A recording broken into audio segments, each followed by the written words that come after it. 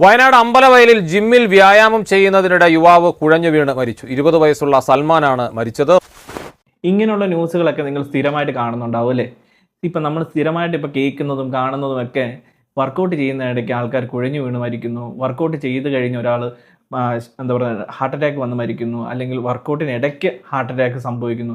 ഇതൊക്കെ എന്തുകൊണ്ടാണ് നിങ്ങൾ ഇതുവരെ ചിന്തിച്ചിട്ടുണ്ടോ?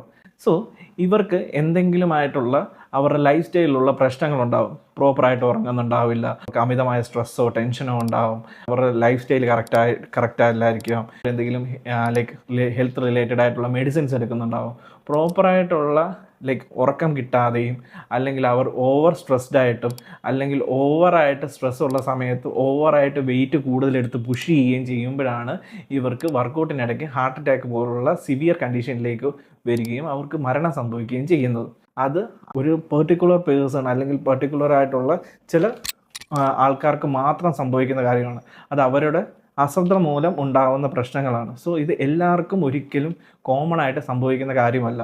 ആരും അങ്ങനെ പാനിക് ആവാതിരിക്കുക, എല്ലാവരും ഹെൽത്തി ആയിട്ടിരിക്കുക, എല്ലാവരും വർക്കൗട്ട് ചെയ്യുക, സേഫ് ആയിട്ടിരിക്കുക.